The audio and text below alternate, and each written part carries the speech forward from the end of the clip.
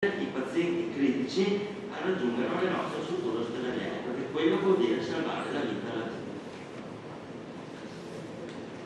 Grazie dottor Lamezza, ci sono altri interventi, il gruppo mio non è fatto. Grazie, buonasera a tutti, vi ringrazio davvero sentitamente per l'intervento che avete fatto e per le indicazioni che ci avete dato. Sì, un po' di rammarico c'è perché quando la politica si muove mettendo insieme con tutti i consiglieri, diciamo, di un consiglio comunale per avere un'interlocuzione politica e ottiene poi risposte tecniche, è un piccolo fallimento, bisogna che lo registriamo tutti. Tuttavia non voglio diventare polemiche, né che meno con lei, anzi lei sa la stima che ho nei suoi confronti. Io devo dire che detto ciò, da un punto di vista tecnico a me pare che le conclusioni vadano in una direzione buona, nel senso che si viene risposto perseguendo la logica che ci avete spiegato e che io comprendo, ma a un certo punto vorrei che mi fosse spiegato un po' meglio che cosa. Da un lato ci si dice che al di là della sbucciatura, perché la sbucciatura quella capiamo bene che non è il problema, no? Però se parliamo per esempio di infarto, se parliamo di cure che richiedono comunque un intervento tempestivo, cioè allora la tempestività diventa effettivamente il fattore che può essere decisivo per la vita di una persona. Quello che io veramente capisco poco è come da un lato ci si spieghi che il tempo di intervento, il tempo di arrivo è essenziale. E per questa ragione si dice che il punto di primo intervento ha una logica d'estate, cioè la presenza del medico di primo intervento d'estate ha una logica, no? Perché la massa di persone richiede che ci sia una preparazione specifica tecnica del punto di primo intervento con il medico che interviene. Ma se interviene tempestivamente con le sue competenze specifiche di medico che interviene nel primo soccorso, per la stabilizzazione del malato, insomma, quello che è, quello che a caso voglia. Ecco, questa logica però viene meno d'inverno. Allora io mi chiedo, ma lo dico così, insomma, cercando di tornare su un tema forse per approfondire meglio, bene le due auto mediche, bene l'ambulanza. Ma allora questa è davvero la logica con cui l'azienda pensa di dare il migliore servizio. Ma perché non togliete anche il mezzo di primo intervento d'estate e non aumentate con delle autolettighe, con delle ulteriori ambulanze lo stesso servizio in cui andiamo a credere perché è effettivamente il migliore che avete studiato, no? Cioè quello della copertura territoriale. Questo aspetto qui lo trovo un po' contraddittorio, quantomeno in termini teorici. Detto ciò, comunque, credo che siano stati fatti dei passi in avanti, forse non potremo ritenersi pienamente soddisfatti, anche perché sulla medicina di gruppo vuol dire oggi sarete chiariti qualche cosa in più, ma anche nei giornali francamente l'impressione che si ha è che non ci siano proprio le idee molto chiare. Sembra che questa medicina di gruppo una volta deve partire, poi rientra, poi dichiarazione che non si fa più, poi la medicina di gruppo oggi sentiamo che andrà a sostituire con medici che non sono propriamente preparati per quello. Mi porrei anche il problema dal punto di vista assicurativo se un medico di base possa intervenire a sostituzione di quello che è il lavoro di un medico di primo intervento. Certo è che avere il medico, avere un punto con i medici, con l'assistenza infermieristica, cioè, è sicuramente una direzione che noi consigliamo, cioè va benissimo queste cose. L'unica cosa è i 18 minuti mitici, per cui seguiremo tutti abbastanza tranquilli, cioè avendo un intervento da parte dell'ambulanza dentro un quarto d'ora, 18 minuti, ho un po' di reticenza nel credere che ci riusciamo oggi, ma perché cavolo per trovare, cavolo se non ha, la facciamo tutti i giorni, insomma, quindi immaginare che in un quarto d'ora si possa avere sarebbe davvero un sogno. Allora il mio auspicio è ringraziare ancora una volta, è che l'utilizzo di questi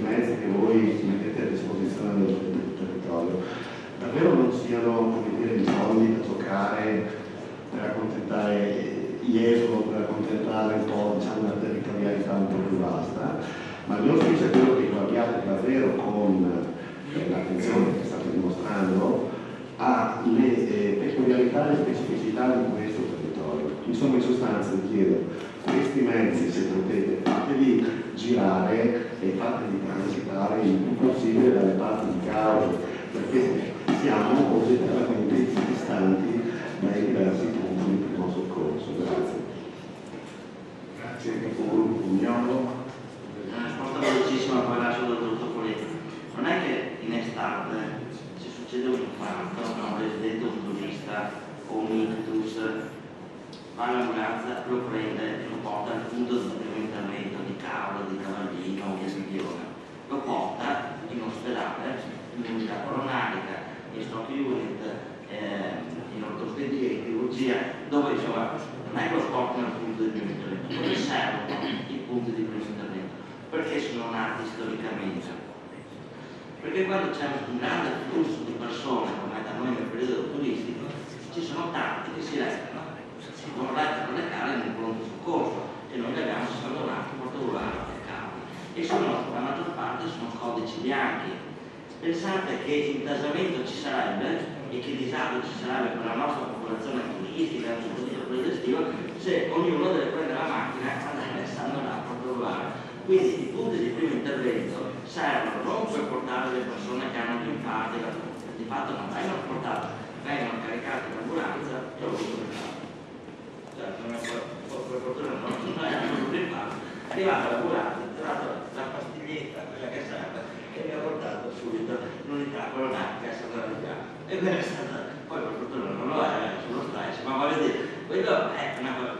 Se ero a Carmen, non è che mi avrebbe portato al punto di primo intervento di Carmen, perché non c'è unità coronaria, avrebbe portato comunque a San Donato. Quello che serve nei punti di primo intervento è quando c'è un grande flusso di persone, i codici bianchi, i codici gialli, cioè quelli a bassa intensità possono essere fatti lì, ma sono attività, codici bianchi che i nostri medici di medicina generale possono supportare benissimo, cioè sono medici che hanno le capacità di farlo. Se poi sono supportati anche da personale infermieristico che è preparato per questo, il collaboratore infermieristico o l'infermiere che c'è nell'ambulanza qua 24 ore su 24, che è un infermiere, come si chiama, soccorritore, scusa, quella è la sicurezza delle persone.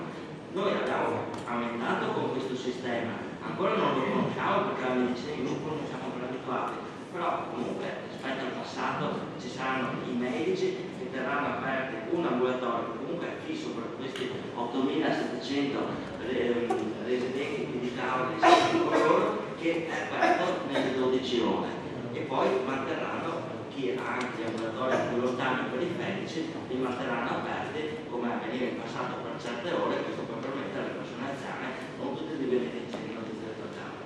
Questa è l'evoluzione che ci sarà. Io confido, non è solo a Cavolo, è in tutto il Veneto, in tutta Italia questa evoluzione che sta avvenendo. E io confido che funzionerà. Dobbiamo crederci, sicuramente crederci, e quello che mi interessa è diminuire dei tempi di percorrenza e questo lo faremo con le automediche, con le 2 automediche che è una prossima operazione che porteremo in azienda, e con l'ulteriore ambulanza che ci sarà su questo territorio, non solo quello di Cavolo dove ce n'è già una nelle 24 ore fissa, ma sul territorio che va anche per i cittadini, diciamo così, della fascia, diciamo così, del basso portoghese.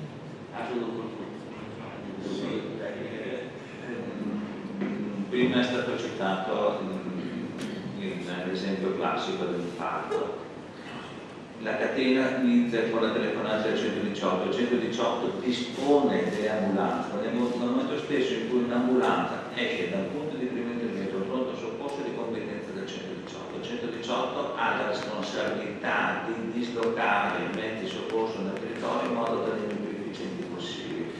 Prima faceva l'esempio di 40 minuti, è una media quella di 18 minuti, a cui stiamo cercando tutta la regione di andare verso i 18 minuti. Certo, il 118 ha quelle ambulanze, ha quei dispositivi per cui cerca di venire incontro in relazione alla gravità del paziente nel più breve tempo possibile. Deve fare una gradazione di risorse. Quindi alcune volte può capitare anche questo, però generalmente i 18 minuti si tende a rispettare. Quando l'ambulanza arriva dal paziente, fa un elettrocardiogramma, questo elettrocardiogramma viene trasmesso via web, viene trasmesso all'unità coronaria, l'unità coronaria immediatamente la diagnosi. A quel punto il paziente non si ferma più, ma va direttamente nel primo centro indicato dalla centrale operativa, quindi che se in quel momento San Donà è occupato andrà a Mestre, se San Donà è occupato andrà a Pordenone, cioè là dove nel tempo più breve il paziente va, perché è vero che la sanità regionale è il sistema sanitario nazionale, quindi si cerca sempre di dare la migliore risposta, portare il paziente giusto nel posto giusto. Quindi, ritornando a prima, ci faceva prima un riferimento assicurativo, non esiste l'assicurazione, cioè nel senso che se io devo rianimare uno, cioè non è che faccio il pensiero o l'assicurazione, devo farlo nell'ambito delle mie competenze, devo farlo, ma questo per chiunque di noi, cioè non è che noi se abbiamo fatto un corso, se sappiamo usare il defibrillatore, anche se faccio il meccanico, guardo la mia assicurazione, cioè non esiste questo. Ritornando al discorso di prima, con questa dislocazione al territorio di un'ambulanza in più, che quindi farà in modo che l'ambulanza di Caule sarà verosimilmente coprirà in maniera ancora più intensiva il territorio, e le 2 automediche dovremo completamente, diciamo, raggiungere l'efficienza, ma per i casi in cui veramente c'è bisogno, in cui un minuto in più, un minuto in meno fa la differenza tra la vita e la morte. Vi faccio un esempio sempre per il fatto prevenzione cardiopolmonare: quanto prima il massaggio è iniziato anche da una stante, da quello che fa l'elettricista, eccetera, questo fa la differenza. Grazie. Ci sono altri interventi? In modo molto pratico. Questo progetto avete già individuato i tempi tecnici per la realizzazione? Allora, quello della medicina di gruppo, parlava prima il dottor Filippi, è già stato approvato dalla CRIT, aspettiamo solo che arrivi la lettera, anche la regione sui tempi, ci siamo tante aziende, sono tanti progetti, ma comunque insomma sta ritornando, è già stato approvato e quindi ci sono già i finanziamenti, sia nel bilancio aziendale sia ulteriori finanziamenti che ci dà la regione, e quindi partirà. I medici avete già fatto l'incontro con i medici generali di Caule, ci siamo insieme il 7, quindi sono tutti 8.700 residenti qui a Caule che saranno coperti da questo nuovo sistema. L'altro invece, quello dell'ambulanza, abbiamo già fatto la richiesta alla regione, anche questo andrà in una delle prossime riunioni della CRIT, lì sarà discusso dalla commissione regionale e una volta approvato poi vedremo come partire, se assumere direttamente i medici o avvalerci di una società che faccia questo, perché poi sono tutti tecnici per organizzare il servizio. Grazie, dottor Promessa. Consigliere Loretto. Mi perdoni se insisto, però un tempo, una data, nel senso che noi in medicina di gruppo è un pezzo che la sappiamo, 2 anni. Sì, ma le medicine di gruppo hanno avuto un'evoluzione che abbiamo visto tutto sui giornali, cioè prima si parlava di medicine di gruppo integrate, poi c'è stata una grossa questione a livello economico, nel senso che queste strutture costavano troppo rispetto a quello che poteva permettersi il nostro sistema sanitario regionale e non stavano portando quelle già costituite ai risultati che la regione voleva ottenere con questi investimenti che aveva fatto. La cosa poi si era bloccata, era stata bloccata circa un anno, adesso è ripartita con questi nuovi piani che abbiamo ripresentato, si chiamano medicine di gruppo, sono delle forme meno impattanti rispetto a quella integrata, insomma il principio è sempre quello, e partirà prossimamente. Appena veniva la lettera basta fare l'accordo con i medici di medicina generale, lo sottoscrivono e partono. E abbiamo già un infermiere già a disposizione. Voi avete già un infermiere dell'ambulatorio medicina generale noi ce l'abbiamo già a livello distrettuale ed è il progetto che era partito a Caole, che adesso è partito a San Michele, adesso è portato a Fusile, in tutto il territorio aziendale. Poi avranno un infermiere in più che ha a disposizione dei medici, lo terranno anche gli ambulatori per fare quelle attività che il medico riterrà un turno dei legali, tipo la presa della pressione, e in più avrà, sempre pagato dall'azienda, un'attività di segreteria, quindi le ricette, le prenotazioni degli esami al CUP, quello telematico, quello su informatico, scusate, sono tutte attività che il medico farà fare alla segretaria, insomma, che assumerà sempre con fondi che sono messi a disposizione dell'azienda. Che assumerà o verrà assunta dall'azienda? Allora ci sono due possibilità: o le aziende assumono loro e li mettono a disposizione dei medici, oppure quello che è stato scelto, viene scelto quasi da tutti i gruppi di medici, è quello che noi gli diamo i soldi in più per fare questo.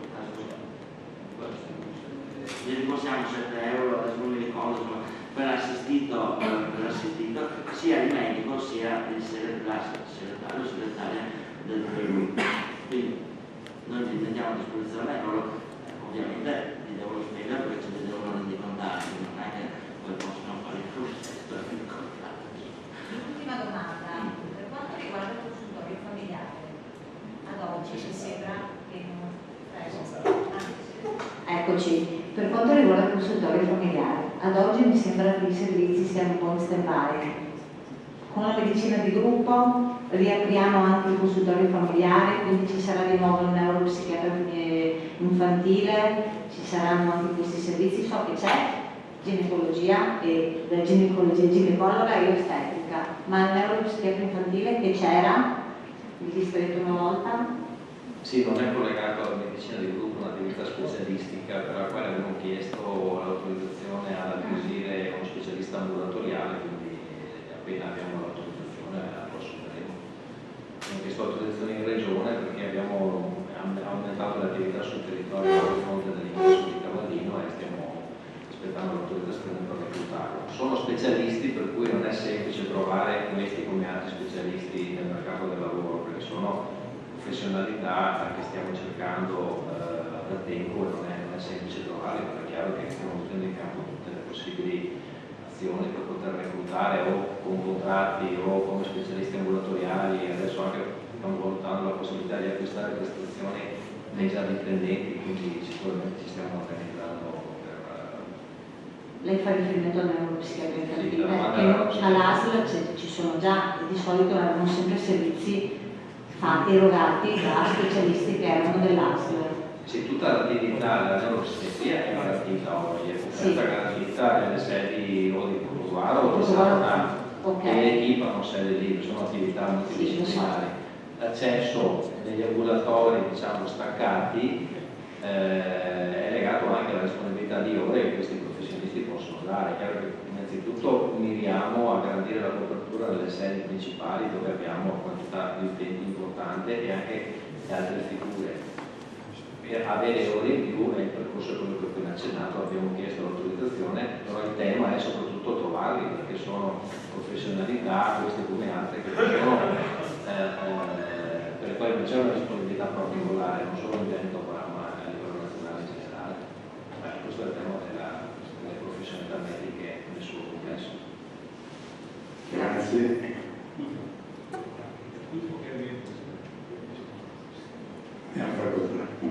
Grazie Presidente. No, l'ultimo chiarimento lo faccio direttamente, lo chiedo a Bavizza. Allora, mi conferma la dottor Bavizza che avremo 2 auto medicali con 2 medici a bordo e dopo mi conferma anche che nel territorio, mi conferma anche che Caole potrebbe fare un accordo bilaterale con l'ASL e garantirsi da solo, indipendentemente da tutto il resto, un servizio medicale a tutto il puntamento. Come lei disse in quell'incontro fatto? Io ho consegnato al sindaco, mi ho consegnato la richiesta che aveva fatto la regione delle 2 automediche, dello studio fatto dalla nostra dei soccorsi, dal 118 del CREO, con cui la lettera con la quale noi chiediamo che siano attivati questi servizi. Non dipende solo da noi, dobbiamo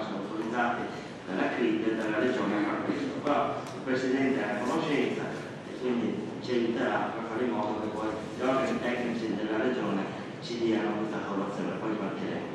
E sul discorso del medico, di riaprire le cose, io ho detto che il comune può fare quello che vuole, nel senso, ma l'urgenza e l'emergenza la gestiamo noi come azienda. Quindi il punto di primo intervento è una foto dell'azienda e non lo apriamo perché andiamo a creare confusione nella gente, e questo noi non vogliamo che si crei questa confusione. Noi vogliamo che la gente, se ha un problema di urgenza e emergenza, chiami 118, arriverà l'ambulanza, arriverà con i tempi che la centrale operativa deciderà, comunque nei tempi che permetteranno, perché può succedere anche l'evento che diceva la signora prima, perché magari in quel momento le ambulanze sono da un'altra parte dove c'è un'emergenza più grande, quindi quello che cerchiamo di fare noi è di avere più ambulanze sul territorio, ma non autorizzeremo, anche se il comune con la tassa di soggiorno vuole pagare, se il comune vuole fare un servizio chi a sé, che se lo faccia, ma non sarà quello aziendale, perché poi la responsabilità è del nostro sistema. Grazie dottor Promessa. Ci sono altri interventi? Nessuno? Passiamo al punto. Ringrazio la Promessa Filippo Sottopoito.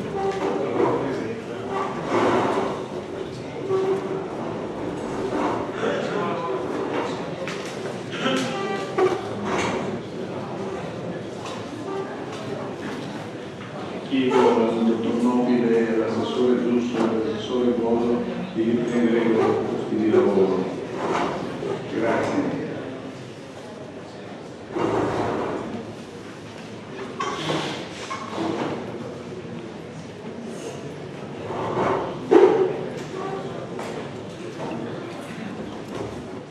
Allora passiamo al punto numero 4, modifiche e integrazioni allo statuto dell'azienda speciale Don Moschetta. Do la parola al signor Sindaco.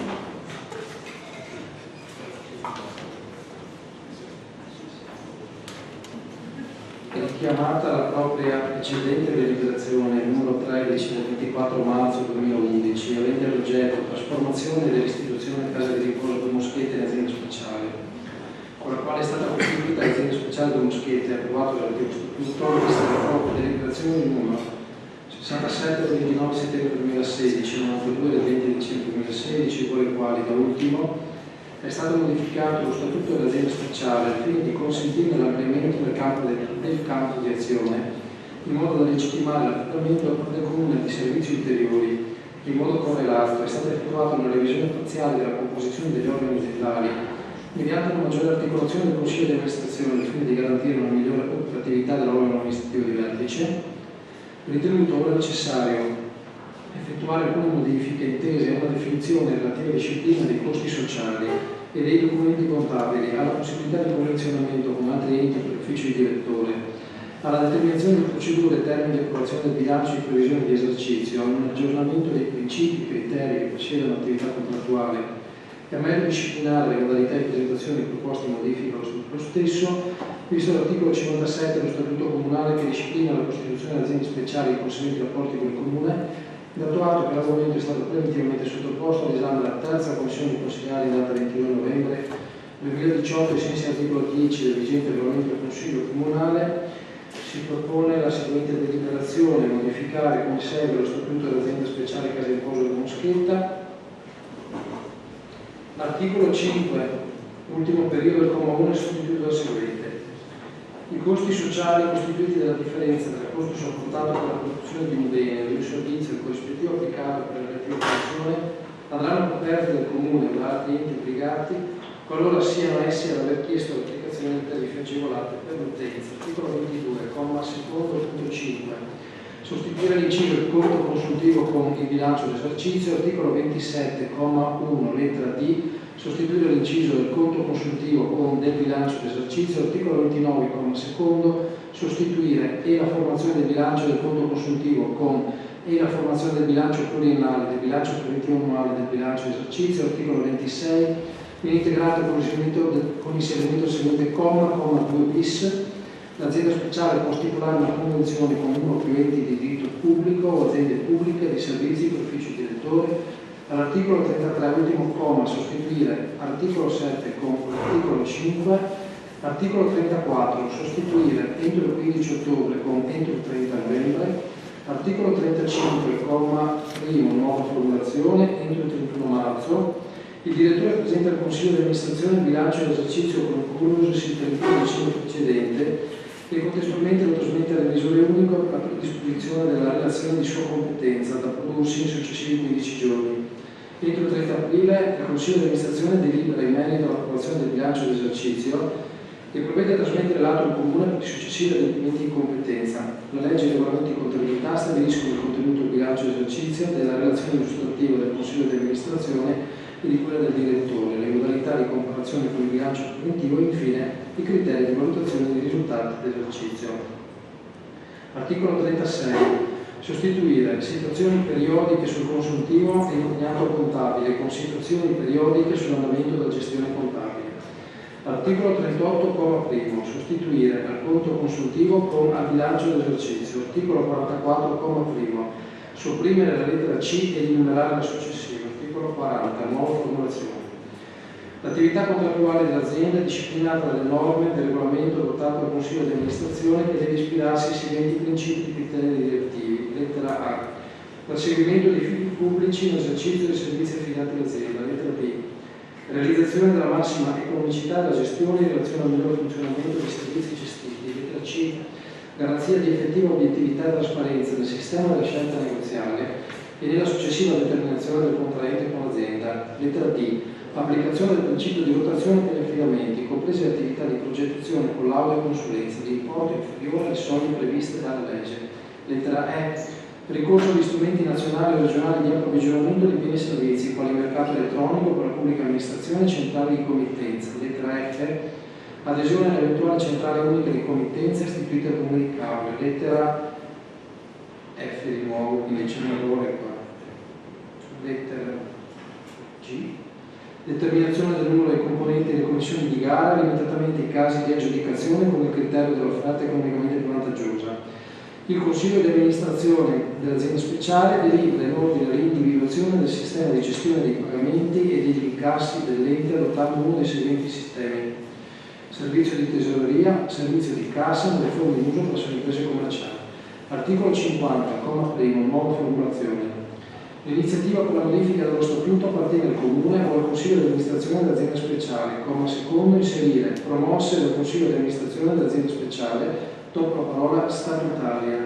Di approvare lo statuto dell'azienda speciale nel testo costituente allegato numero 1 presente atto, quale parte integrante e sostanziale dello stesso, composto di numero 53 articoli e riportante le modifiche di cui sopra, specificando che le parti comprese tra parentesi quadre sono abrogate, mentre le parti in grassetto costituiscono le nuove modifiche. Grazie, signor Singolo. Ci sono interventi? Capogruppo Ferraro. Grazie signor Sindaco. Io volevo alcune delucidazioni se possibile. Allora, per quanto riguarda l'articolo numero 40, chiedo scusa, l'applicazione al punto D si parla di applicazione del principio di rotazione per gli affidamenti, comprese le attività di progettazione, collaudo e consulenza, di importo inferiore alle soglie previste dalla legge. Si intende rotazione quindi delle ditte che possono occuparsi sia del verde pubblico che della gestione dei parcheggi, eccetera? Sì, è lo stesso principio che già regola l'attività della pubblica amministrazione, attività consentita secondo soglia, quindi sotto i 40.000 è possibile farlo tramite rotazione in affidamento diretto. Grazie. Ci sono altri? Sì, scusa, volevo chiedere altre delucidazioni. L'articolo 5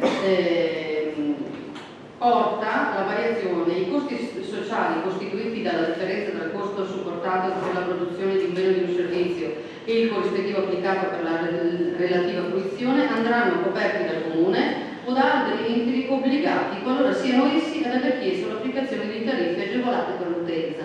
Quindi si intende per esempio da parte della Regione che magari chiede degli interventi cioè delle tariffe più agevolate, quindi la differenza la metterà la regione o l'altro ente che farà richiesta? Sì, no, si tratta di un provvedimento di una normativa un po' più articolata, nel senso che di fatto già la si applica, ma non è codificata nel regolamento. Sì, regione, piuttosto che azienda sanitaria, piuttosto che il comune stesso che chiede un'agevolazione, però dovrà sopportare la differenza della tariffa. Grazie. Sì, volevo chiedere, adesso le adunanze del consiglio di amministrazione dell'azienda sono valide con l'intervento del presidente o del sostituto e di almeno 2 componenti del consiglio di amministrazione, quindi indipendentemente dall'appartenenza minoranza o maggioranza? Cioè, non so quale norma. L'articolo 17. Non è oggetto di modifica l'articolo 17. L'ho visto in grassetto, chiedo scusa, quindi pensavo Non è oggetto di modifica. non è oggetto. E nell'articolo 21 si parla di compenso del presidente e dei componenti del consiglio di amministrazione, non più di gettone di presenza come prima? C'è una parte dell'articolo 21 che è a tutta una... L'articolo 21 non è oggetto di modifica. Comunque volevo solo chiedere delle delucidazioni in merito a La questo. denominazione e la retribuzione è esattamente già medesima, al medesimo capitolo di bilancio, quindi non cambia assolutamente, al di là del termine usato, però non è oggetto di modifica. No, siccome nella parte iniziale c'era scritto che le parti tra parentesi sono state omesse, allora questa parte tra parentesi è stata sostituita e quindi Si tratta, sì, qualsiasi norma, tipo Sì. 22, 27, Sì. 29, 33, sono esclusivamente modifiche di natura di tenore strettamente letterale che non modificano la sostanza delle norme. La ringrazio. Grazie, ci sono altri interventi? Nessun intervento, mettiamo i voti. Voti favorevoli? Voti contrari? Astenuti? Votiamo l'immediata eseguibilità della delibera. Voti favorevoli? Voti contrari? Voti astenuti? La delibera viene approvata. Passiamo al punto 5 all'ordine del giorno. Approvazione del piano di razionalizzazione delle partecipazioni societarie del Comune di Capua. Do la parola al signor Sindaco.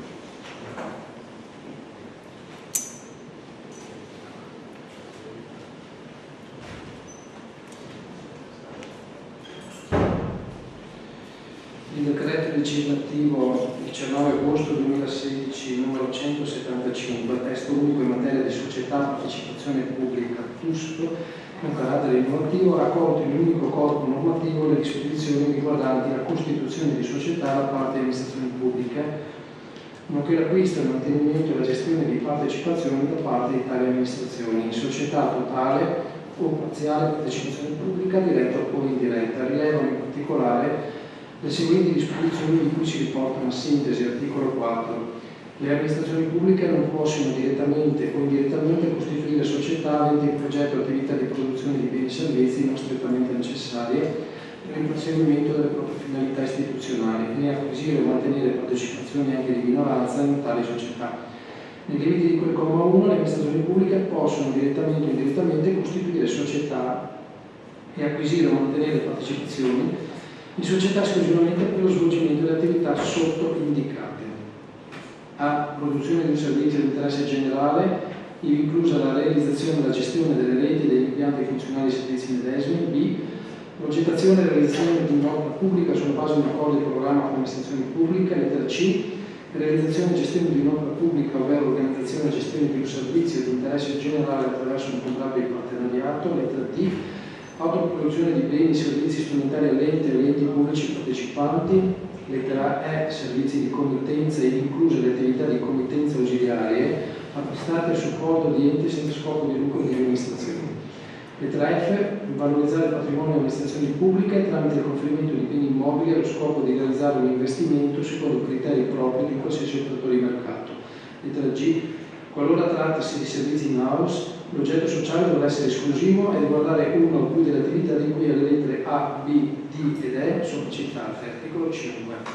L'acquisto di partecipazioni indirette da parte di amministrazioni pubbliche e società già costituite deve essere analiticamente motivato con riferimento alla necessità della società per il perseguimento delle finalità istituzionali, evidenziando altresì le ragioni e le finalità che giustificano tale scelta, anche sul piano della convenienza economica e della sostenibilità finanziaria, in considerazione della possibilità di destinazione alternativa delle risorse pubbliche impegnate, nonché di gestione diretta o esternalizzata del servizio affidato. La motivazione deve anche dare conto della compatibilità della scelta con i principi di efficienza, di efficacia e di economicità dell'azione amministrativa.